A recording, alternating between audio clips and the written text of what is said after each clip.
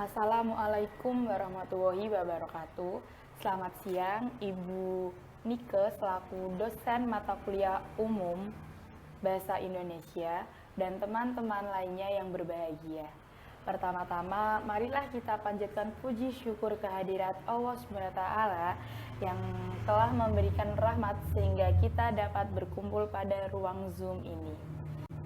Perkenalkan, nama saya Hasanah Nurani yang akan bertugas sebagai moderator dalam diskusi materi, kalimat, paragraf, dan wacana. Adapun anggota kelompok saya adalah yang pertama dengan saya sendiri dengan NIM 5403421004, lalu ada Nurul Aziza dengan NIM 5403421005.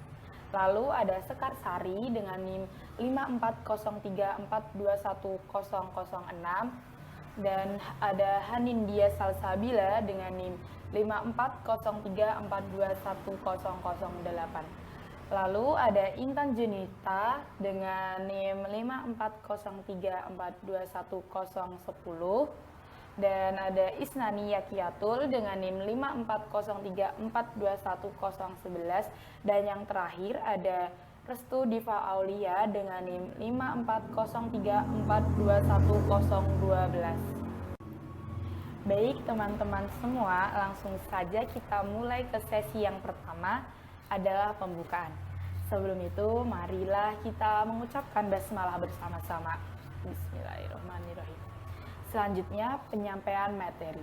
Saya persilakan untuk Nurul Azizah membacakan materi yang pertama. Perkenalkan, nama saya Nurul Azizah dengan NIM 5403421005. Di sini saya akan menjelaskan tentang beberapa hal terkait dengan kalimat.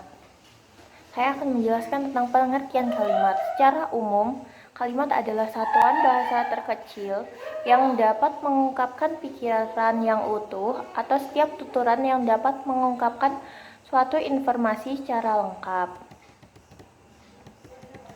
Pengertian dari beberapa pakar. Yang pertama, Sultan Takdir Al-Lisyahbana yang menjelaskan bahwa kalimat adalah kumpulan kata-kata yang terkecil yang mengandung pikiran lengkap. Yang kedua dari Goris Keraf yang mengemukakan bahwa kalimat adalah bagian ujaran yang didahului dan diikuti oleh kesenyapan, sedangkan intonasinya menunjukkan bahwa bagian ujaran itu sudah lengkap. Dan yang ketiga dari Fahrudin A.E. yang mendefinisikan bahwa kalimat adalah kelompok kata yang mempunyai arti tertentu terdiri atas subjek dan predikat dan tidak tergantung pada suatu konstruksi gramatikal yang lebih besar. Pola dasar kalimat. Kalimat yang paling sederhana dalam bahasa Indonesia hanya mengandung dua unsur, yaitu S dan P, atau subjek dan predikat. Subjek dalam kalimat merupakan topik pembicaraan, sedangkan predikat menerangkan tentang subjek. Namun, kalimat kadang-kadang disertai dengan pelengkap yang disebut juga dengan objek. Kalimat tunggal adalah kalimat yang hanya mempunyai satu pola kalimat atau satu unsur inti dan boleh diperluas asal perluasannya tidak membentuk pola baru. Pola kalimat yang pertama yaitu SP, subjek dan predikat. Kalimat yang paling sederhana dan paling dasar hanya mengandung dua unsur, yaitu subjek dan predikat. Subjek dalam kalimat merupakan topik pembicaraan, sedangkan predikat menerangkan tentang subjek. Contoh dari kalimat ini yaitu ayah bekerja. Subjek berupa ayah dan predikat adalah bekerja. Pola yang kedua yaitu SPO, subjek, predikat, objek. Pada pola ini, kalimat disertai dengan pelengkap, salah satunya yaitu objek. Pola ini biasanya dipakai pada contoh kalimat deklaratif aktif transitif dan kalimat aktif transitif. Kalimat deklaratif merupakan kalimat yang dibuat untuk menyampaikan pesan atau berita tanpa perlu dibalas atau ditanggapi secara khusus. Sedangkan kalimat aktif transitif merupakan kalimat yang predikatnya harus disandingkan dengan objek. Contoh kalimat berpola SPO yaitu ibu menanak nasi. Subjeknya berupa ibu, predikatnya berupa menanak, dan objeknya adalah nasi. Pola kalimat selanjutnya yaitu SPPL. Pola yang terdiri atas subjek, predikat, dan pelengkap. Biasanya pola ini digunakan dalam contoh kalimat deklaratif aktif intransitif, contoh kalimat deklaratif semi-transitif, kalimat aktif intransitif, dan contoh kalimat aktif semi-transitif.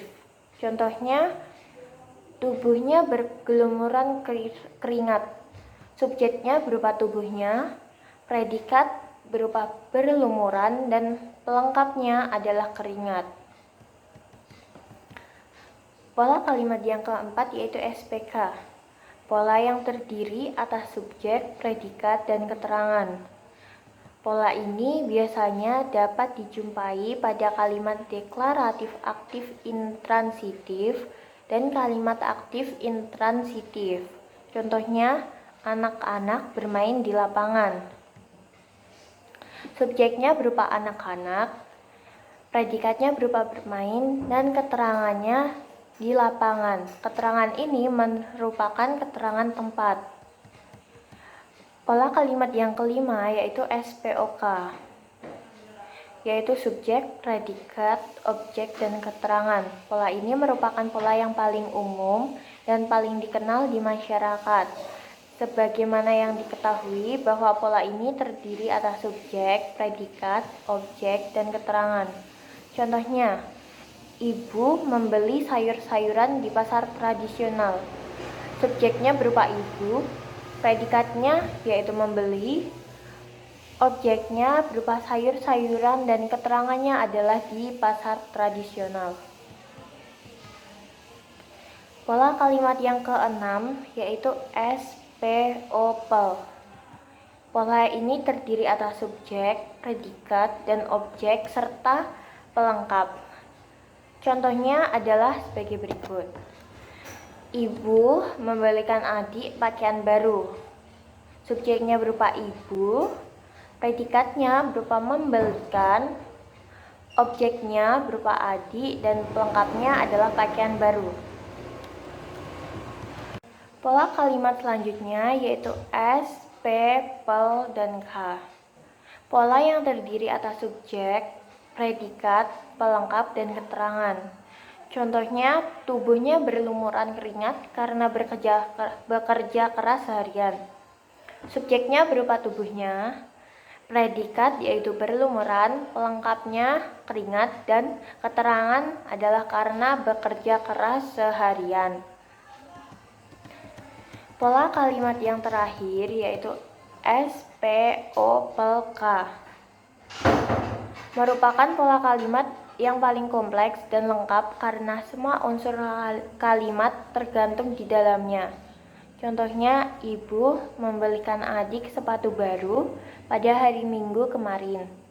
Subjeknya yaitu ibu, predikatnya yaitu membelikan, objeknya adalah adik, pelengkapnya adalah sepatu baru, dan keterangannya yaitu pada hari Minggu kemarin. Terima kasih. Baik, terima kasih Nurul Aziza. Saya Sekar Sari akan melanjutkan materi selanjutnya. C. Jenis kalimat. Jenis kalimat terbagi menjadi 4. Yang pertama ada kalimat simpleks, kalimat kompleks, kalimat majemuk, dan kalimat efektif. Kalimat simpleks. Kalimat simpleks adalah kalimat yang memiliki satu klausa atau satu struktur predikat. Sederhananya, kalimat simpleks ditandai dengan adanya satu predikat. Kalimat simpleks disebut juga sebagai kalimat tunggal.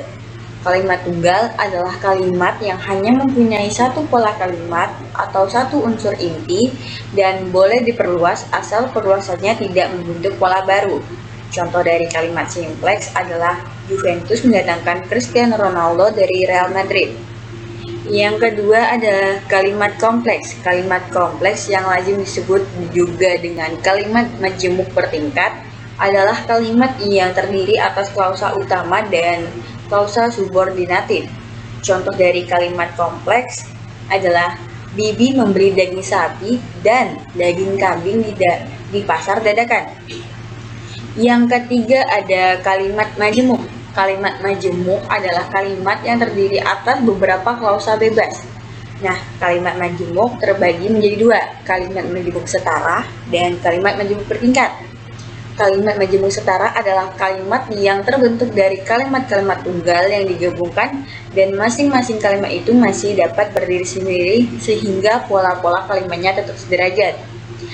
Kehadiran kalimat majemuk setara dalam bahasa Indonesia ditandai dengan penggunaan konjungsi seperti dan, atau, tetapi, serta.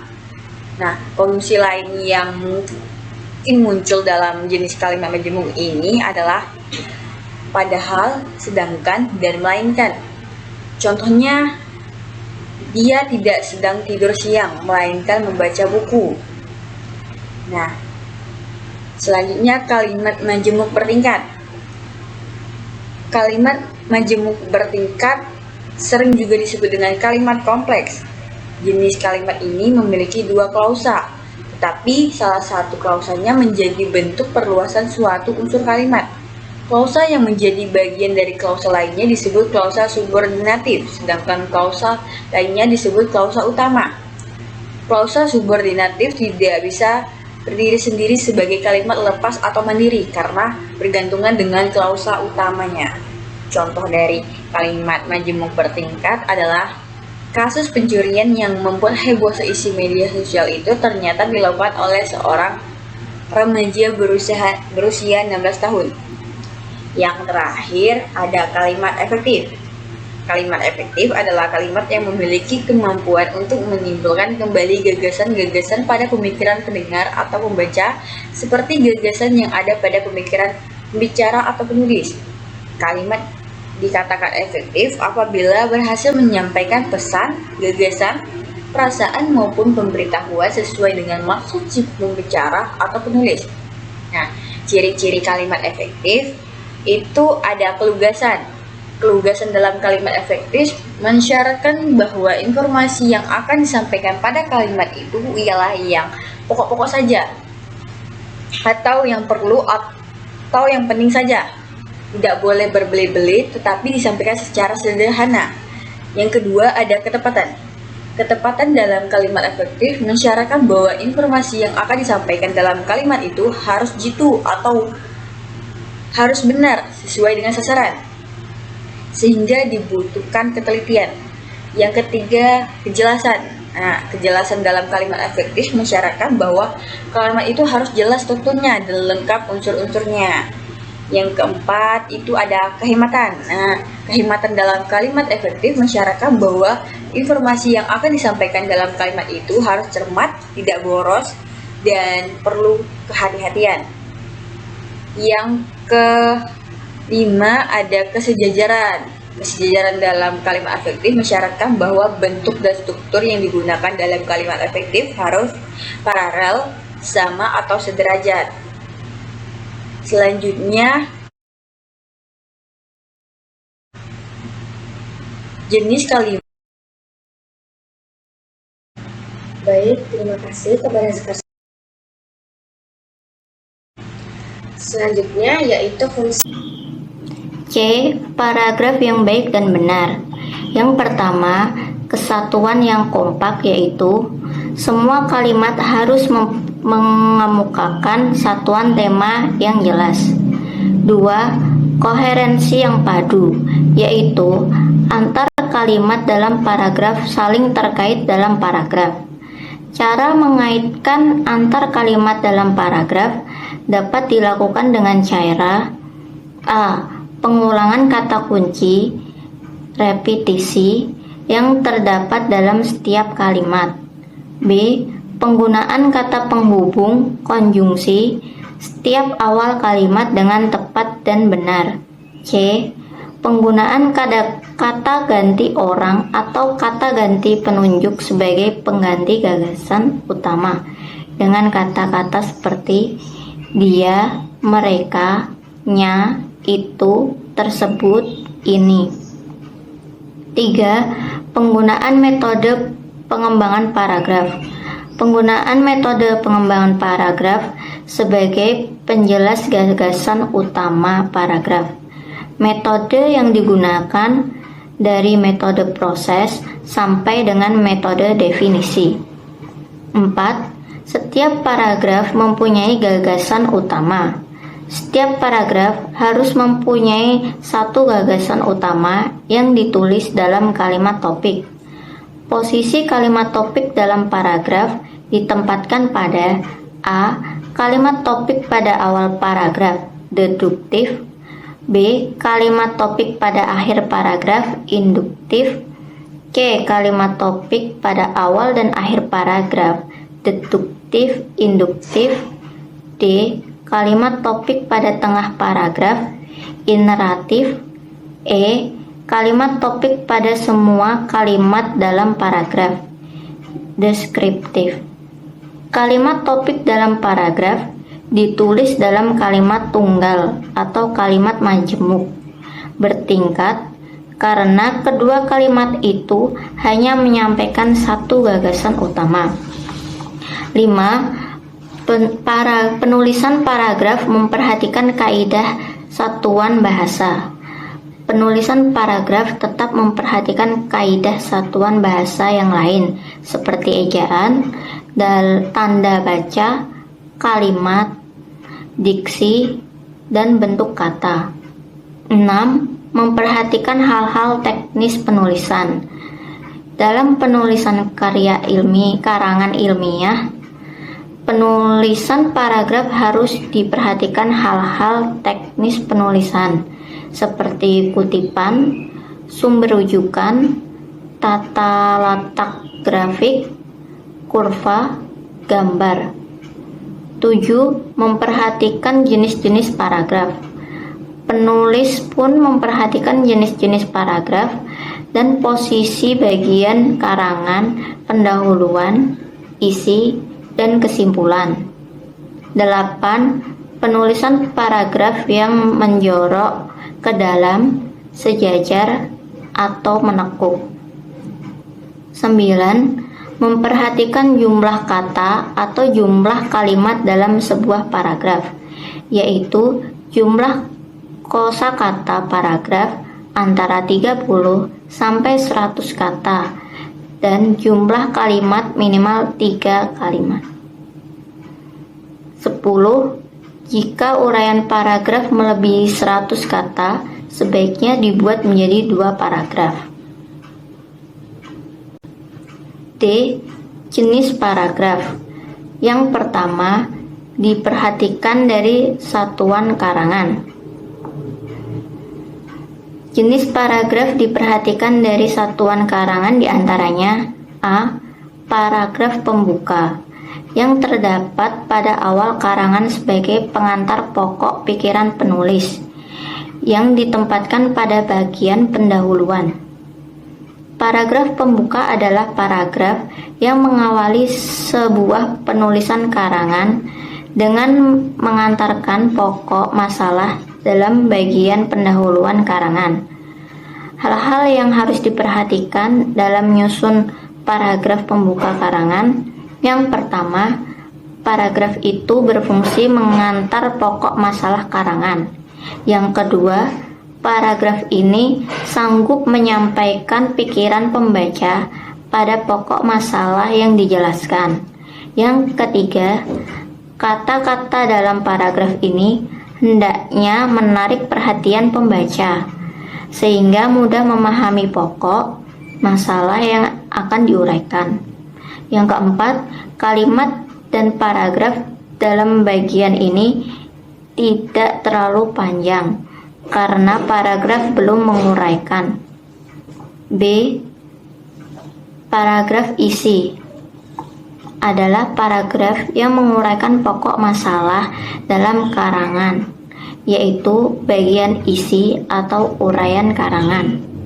Paragraf isi atau paragraf pengembang adalah jenis paragraf yang berfungsi menguraikan atau memperjelas pokok masalah yang akan diuraikan dalam karangan. Uraian pokok masalah dalam paragraf ini dapat disampaikan dengan berbagai metode pengembangan. Hal-hal yang diperhatikan dalam jenis paragraf diantaranya: 1. Mengemukakan pokok masalah dengan jelas dan eksplisit. 2. Perlu dijaga keserasian dan kologisan antar paragraf. Ketiga, pengembangan paragraf dapat menggunakan jenis paragraf ekspositoris, argumentatif, deskriptif, dan naratif. Keempat, memperhatikan hal teknis penulisan seperti kutipan, sumber kutipan, penggunaan bagan diagram, grafik, kurva. 5. Menyampaikan uraian pokok masalah yang disintesiskan sebagai bahan paragraf kesimpulan. C. Paragraf penutup adalah paragraf yang menyimpulkan akan mengakhiri sebuah karangan, yaitu bagian penutup atau kesimpulan. Paragraf penutup merupakan pernyataan kembali gagasan yang diuraikan atau merupakan jawaban pertanyaan yang terdapat pada paragraf pembuka. Hal-hal yang perlu diperhatikan dalam penyusunan paragraf penutup ini antara lain: 1. Paragraf ini tidak boleh terlalu panjang dan tidak begitu saja memutuskannya. Kedua, paragraf ini ditampilkan sebagai cerminan sebuah kesimpulan. Yang ketiga, paragraf ini harus mendapatkan kesan positif dan informasi. Keempat, pengetahuan yang logis dan kondusif.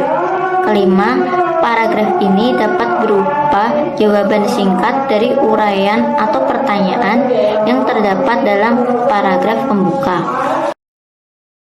Jenis paragraf yang kedua adalah jenis paragraf diperhatikan dari sudut pandang sifat tujuan karangan. Di antaranya, 1. Paragraf eksposisi adalah paragraf yang menginformasikan atau memaparkan pokok masalah.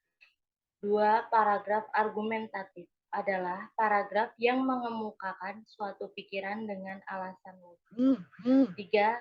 Paragraf deskriptif adalah jenis paragraf yang memberikan suatu suasana, area, dan benda. 4. Paragraf naratif adalah jenis paragraf yang menceritakan suatu masalah. 5. Paragraf persuasif adalah jenis paragraf yang mempengaruhi atau merajuk orang tentang sesuatu.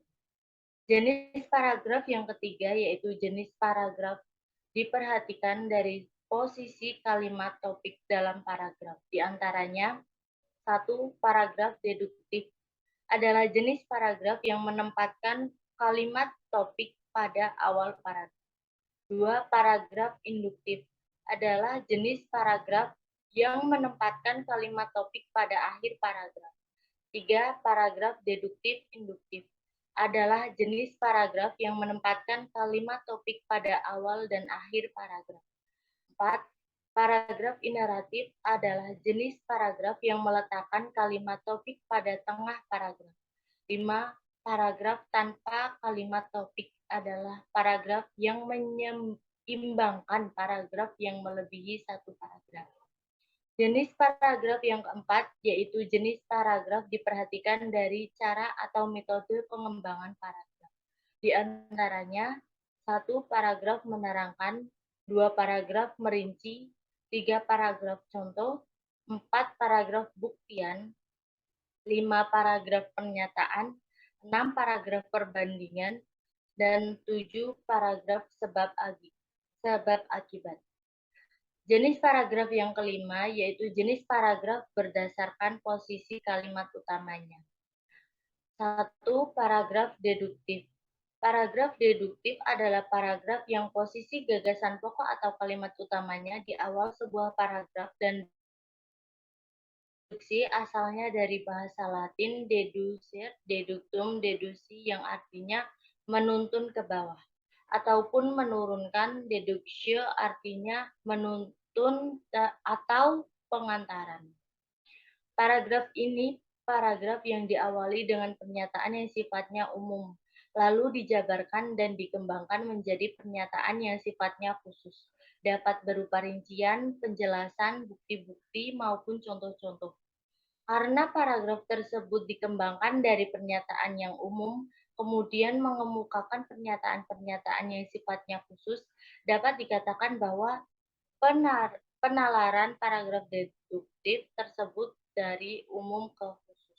Contoh wacana yang menggunakan paragraf deduktif yaitu zaman sekarang kebudayaan Indonesia telah berangsur-angsur punah.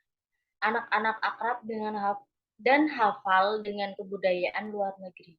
Anak-anak sangat gemar dengan cerita Upin Ipin, SpongeBob, Avatar, Naruto, Masha and the Bear, Frozen, dan kartun-kartun lainnya yang ditayangkan di televisi.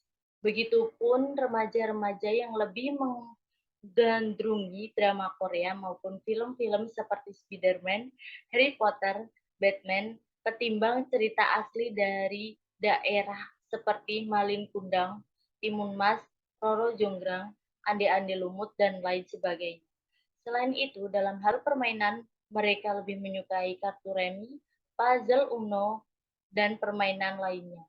Dari PS atau komputer hingga game online ketimbang permainan asli daerah kita seperti engklek, gobak sodor, dakonan, gundu, egrang, dan lain sebagainya. 2. Paragraf induktif. Paragraf induktif adalah paragraf yang posisi gagasan pokok atau kalimat utamanya di akhir sebuah paragraf dan bersifat induksi. Kata induksi asalnya dari bahasa Latin duci, ducere, ductum yang artinya membawa ke atau memasukkan ke dalam. Selanjutnya, istilah induksi dapat dijelaskan dengan metode pemikiran yang berasal dari hal yang khusus untuk menentukan simpulan atau hukum di akhir paragraf. Karena kalimat-kalimat atau pernyataan khusus dapat berupa penjabaran dan contoh-contoh, dan pernyataan umum itu berupa hukum atau simpulan, sehingga paragraf induktif berkembang dari contoh dan rincian menjadi simpulan. Contoh wacana yang menggunakan paragraf induktif yaitu, tidak dapat dipungkiri bahwa fenomena yang sekarang sedang berkembang adalah cerita-cerita dari luar negeri lebih familiar bagi anak-anak, di antaranya cerita Upin Ipin, SpongeBob, Avatar, Naruto, Masha and the Bear, Frozen, dan kartun-kartun lainnya yang ditayangkan di televisi. Begitupun remaja-remaja yang lebih menggandrungi drama Korea maupun film-film seperti Spider-Man, Harry Potter, Batman ketimbang cerita asli daerah seperti Malin Kundang, Timun Mas, Roro Jonggrang, Ande-Ande Lumut, dan lain sebagainya. Selain itu, dalam hal permainan mereka lebih menyukai kartu remi, puzzle Uno, dan permainan lainnya dari PS atau komputer hingga game online ketimbang permainan asli daerah kita seperti engklek, gobak sodor, dakonan, gundu, egrang, dan lain sebagainya. Hal-hal di atas mengindikasikan bahwa sekarang ini kebudayaan luar lebih disukai dan menjadi kiblat untuk anak-anak maupun para remaja Indonesia. 3. Paragraf deduktif induktif. Paragraf deduktif induktif merupakan perpaduan antara paragraf deduktif dengan paragraf induktif. Paragraf deduktif induktif ini posisi gagasan pokok atau kalimat utamanya di awal dan akhir sebuah paragraf. Sebuah wacana yang menggunakan jenis paragraf ini dikembangkan dengan kalimat yang bersifat umum di awal paragraf dan akhir paragraf.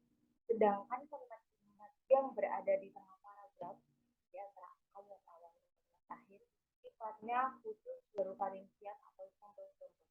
Contoh wacana yang menggunakan paragraf deduktif induktif yaitu, zaman sekarang kebudayaan Indonesia telah berangsur-angsur punah. Anak-anak akrab dan hafal dengan kebudayaan luar negeri. Anak-anak sangat gemar dengan cerita Upin Ipin, SpongeBob, Avatar, Naruto, Masha and the Black Frozen, dan kartun-kartun lainnya yang ditayangkan di televisi. Begitupun remaja-remaja yang lebih menggandrungi drama Korea maupun film-film seperti Spider-Man, Harry Potter, Batman ketimbang cerita asli daerah seperti Malin Kundang, Timun Mas, Roro Jonggrang, Ade Ande Lindung, dan lain sebagainya. Selain itu, dalam hal permainan, mereka lebih menyukai kartu remi, puzzle Uno, dan permainan lainnya dari PS atau komputer hingga game online ketimbang permainan asli daerah kita seperti engklek, gobak sodor, dakonan, gundu, egrang, dan lain sebagainya. Hal-hal di atas mengindikasikan bahwa kebudayaan luar lebih disukai dan menjadi kiblat untuk anak-anak maupun para remaja. 4. Paragraf ineratif. Paragraf ineratif adalah paragraf yang posisi gagasan pokok atau kalimat utamanya di tengah sebuah paragraf. Sebuah wacana yang menggunakan jenis paragraf ini dikembangkan dengan kalimat yang bersifat khusus di awal paragraf dan paragraf isinya berubah rincian atau contoh-contoh, sedangkan kalimat-kalimat yang berada di tengah paragraf di antara kalimat awal dan kalimat akhir sifatnya umum. Contoh wacana yang menggunakan paragraf ineratif yaitu anak-anak zaman sekarang lebih gemar dengan cerita Upin Ipin, SpongeBob, Avatar, Naruto, Masha and the Bear, Frozen, dan kartun-kartun lainnya yang ditayangkan di televisi. Begitupun remaja-remaja yang lebih menggandrungi drama Korea maupun film-film seperti Spider-Man, Harry Potter, Batman, budaya asli Indonesia sudah berangsur-angsur punah. Cerita asli daerah seperti Malin Kundang, Timun Mas, Roro Jonggrang, Ande Ande Lemus, dan lain sebagainya sengaja ditinggalkan. Selain itu, dalam hal permainan mereka lebih menyukai kartu remi, puzzle Uno, dan permainan lainnya dari PS atau komputer hingga game online ketimbang permainan asli daerah kita seperti engklek, gobak sodor, dakonan, gundu, egrang, dan lain. Untuk materi selanjutnya akan disampaikan oleh. Terima kasih atas kesempatan berbicaranya. Untuk selanjutnya yaitu jenis paragraf berdasarkan kontennya. Jenis-jenis paragraf berdasarkan kontennya sangat banyak digunakan, terutama bagi Anda yang ingin menjadi jurnalis. Yang pertama yaitu paragraf naratif. Paragraf naratif yaitu paragraf yang kontennya berhubungan dengan jenis wacana narasi. Narasi adalah tipe wacana yang berisi kejadian atau kisah. Secara etimologis, naratif berasal dari bahasa Latin yaitu narrare, berarti menceritakan atau bercerita. Narratio berarti penceritaan, serta narrativus berarti bersifat penceritaan. Contoh wacana yang menggunakan paragraf naratif. Parodi adalah salah satu guru honorer di Kabupaten Grobogan yang setiap hari mengajar di SD Negeri 1 Karangrejo. Pekerjaan tersebut tetap ia lakukan hingga siang hari. Dari pekerjaannya sebagai guru honor tersebut, ia hanya mendapatkan balas jasa sebesar Rp500.000 sesuai UMP guru di Kabupaten Grobogan. Meskipun begitu, Pak Rudi menjalaninya dengan penuh keikhlasan demi mengamalkan ilmu-ilmunya. Yang kedua yaitu paragraf deskriptif. Paragraf deskriptif yaitu paragraf yang kontennya berhubungan dengan jenis wacana deskripsi. Wacana deskripsi sendiri yaitu adalah tipe wacana yang berisi penggambaran atau pemaparan dengan jelas, rinci, dan lengkap mengenai suatu hal, baik seseorang, suasana, benda, tempat, sifat, hewan, maupun tumbuhan tertentu. Secara etimologis, deskriptif berasal dari bahasa Latin yaitu describere, berarti membuat gambaran, dan descriptio artinya pembeberan atau penggambaran. Dalam mengembangkan paragraf ini, penulis menjabarkan sesuatu secara lengkap, cermat, dan terperinci, sehingga pembaca mendapatkan gambaran jelas tentang hal yang diceritakan. Contoh wacana yang menggunakan paragraf deskriptif yaitu langit Grobogan mulai terang, walau jalan raya sempit, tidak sedikit kendaraan yang memadatinya dan terdengar mendung. Anak sekolah mendominasi jalanan tersebut. Pekerja pun turut meramaikan jalanan dengan terburu-buru.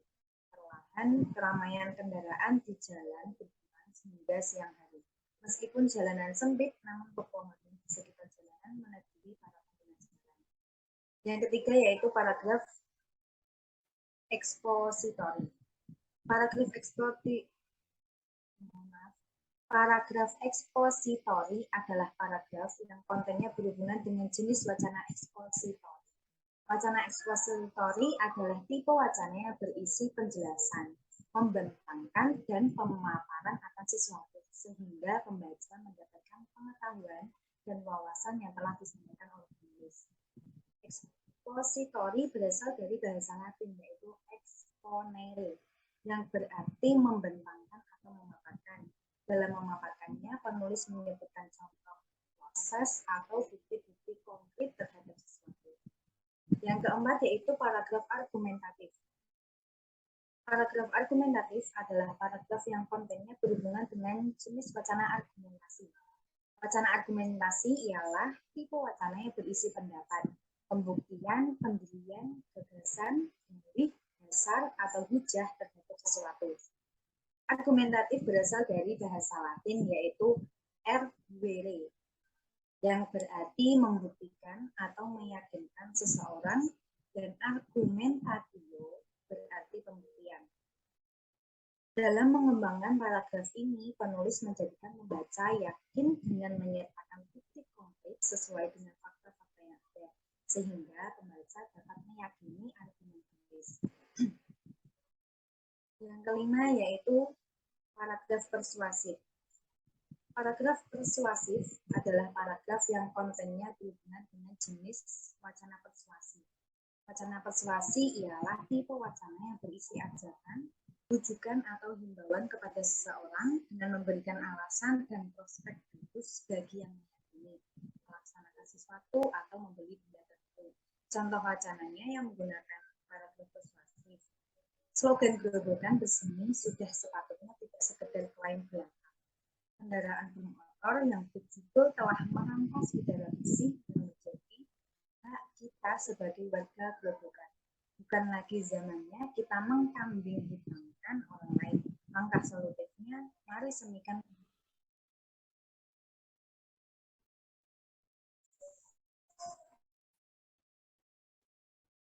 Selanjutnya, kita masuk di wacana. Slide berikutnya. Wacana, pengertiannya dalam Kamus Besar Bahasa Indonesia, dinyatakan bahwa wacana merupakan kelas kata benda atau nomina yang mempunyai arti sebagai berikut. Yang pertama, ucapan, perkataan, tuturan. Ya, keseluruhan tutur yang merupakan suatu kesatuan. Yang ketiga, satuan bahasa terlengkap, realisasinya tampak pada bentuk karangan yang utuh seperti novel, buku, atau artikel. Dari uraian di atas, jelaslah terlihat bahwa wacana merupakan suatu pernyataan atau rangkaian pernyataan yang dinyatakan secara lisan ataupun tulisan dan memiliki hubungan makna antar satuan bahasanya serta terikat konteks. Menurut Hawthorne, wacana adalah komunikasi kebahasaan yang terlihat sebagai sebuah pertukaran di antara pembicara dan pendengar, sebagai sebuah aktivitas personal di mana bentuknya ditentukan oleh tujuan sosialnya. J.S. Batudu yang memaparkan wacana sebagai rentetan kalimat yang berkaitan dengan yang menghubungkan proposisi yang satu dengan proposisi yang lainnya, membentuk satu kesatuan sehingga terbentuklah makna yang serasi di antara kalimat-kalimat itu. Lalu memberikan penjelasan lebih sederhana mengenai wacana, yaitu cara objek atau ide diperbincangkan secara terbuka kepada publik sehingga menimbulkan pemaknaan tertentu yang tersebar luas. Untuk materi selanjutnya akan dibawakan oleh teman saya. B. Ciri-ciri wacana. Ada 11 ciri-ciri wacana. Yang pertama, satuan gramatikal. Kedua, satuan terbesar, tertinggi, dan terlengkap. Ketiga, untaian kalimat-kalimat. Keempat, memiliki hubungan proposisi. Kelima, memiliki hubungan kontinuitas berkesinambungan. Keenam, memiliki hubungan koherensi. Ketujuh, memiliki hubungan kohesi. Kedelapan, rekaman kebahasaan utuh dari peristiwa komunikasi. Kesembilan, bisa transaksional dan juga interaksional. Lalu yang ke-10 ada medium bisa lisan maupun tertulis. Lalu ada yang terakhir yang ke-11 sesuai dengan konteks. Lalu ada macam-macam wacana. Yang pertama, berdasarkan jenis wacana dapat ditinjau dari media yang digunakan atau tertulis atau tidaknya, yaitu ada wacana lisan, wacana yang disampaikan dengan media lisan atau secara lisan. Yang kedua ada wacana tulis wacana yang disampaikan secara tertulis melalui media tulis. Lalu ada macam-macam wacana berdasarkan sifatnya. Dari berdasarkan sifatnya ada dua wacana. Yang pertama ada transaksional, yang berarti jika yang dipentingkan isi komunikatif. Contohnya ada pidato, ceramah, makalah, cerita, ataupun tesis. Lalu yang kedua ada interaksional, yang berarti jika merupakan komunikasi timbal balik. Contohnya ada percakapan, debat, diskusi, ataupun surat menyurat. Macam-macam wacana berdasarkan langsung dan tidak langsungnya. Wacana langsung yaitu kutipan wacana yang sebenarnya dibatasi oleh intonasi atau punktuasi. Lalu wacana tidak langsung adalah pengungkapan kembali wacana tanpa mengutip harfiah kata-kata yang dipakai oleh pembicara dengan menggunakan konstruksi gramatikal atau kata tertentu, antara lain dengan klausa subordinatif. Lalu ada macam-macam wacana, prosa, puisi, dan drama. Wacana prosa adalah wacana yang disampaikan dalam bentuk prosa. Wacana prosa ini dapat tertulis ataupun lisan, langsung ataupun tidak langsung. Lalu ada puisi, yaitu wacana yang disampaikan dalam bentuk puisi secara lisan maupun tertulis. Lalu yang ketiga ada drama, wacana yang disampaikan dalam bentuk drama, dalam bentuk dialog tertulis maupun lisan. Selanjutnya ada macam-macam wacana dari segi penutur atau jumlah penutur. Dari segi wacana penutur ada dua wacana. Yang pertama ada wacana monolog. Wacana yang melibatkan seorang penutur. Dalam wacana monolog hanya terdapat peran tunggal pada diri pelaksana wacana, yaitu peran penyapa atau bisa disebut speaker, dan pesapa atau address, tanpa ada pergantian dari peran satu ke yang lain.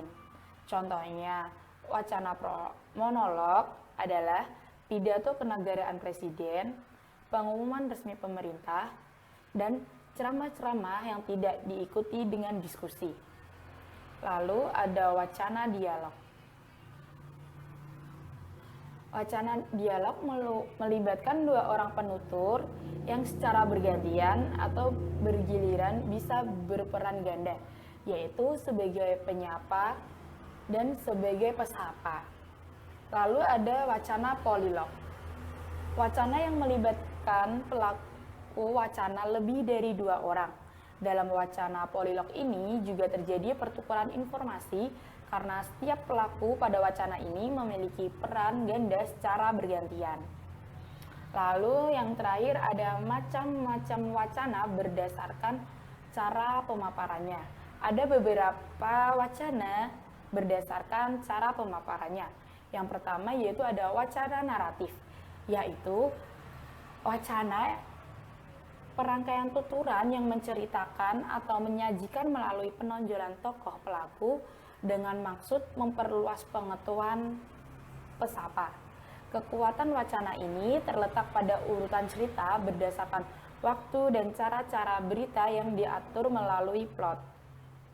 Lalu yang berikutnya ada wacana prosedural, yaitu rangkaian tuturan yang melukiskan sesuatu secara beruntun yang tidak boleh dibolak-balik unsurnya, karena urgensi unsur yang lebih dahulu menjadi landasan unsur berikutnya. Lalu ada wacana hotatori, tuturan yang isinya bersifat ajakan atau nasihat. Kadang-kadang tuturan ini bersifat memperkuat keputusan agar lebih meyakinkan. Sedangkan tokoh penting di dalamnya adalah orang kedua atau disebut pesapa.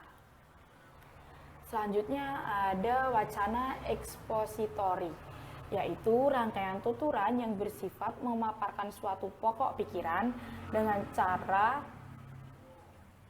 penyampaian uraian bagian-bagian tanya detailnya. Tujuan pokoknya adalah tercapainya tingkat pemahaman akan sesuatu itu supaya lebih jelas, mendalam, dan luas.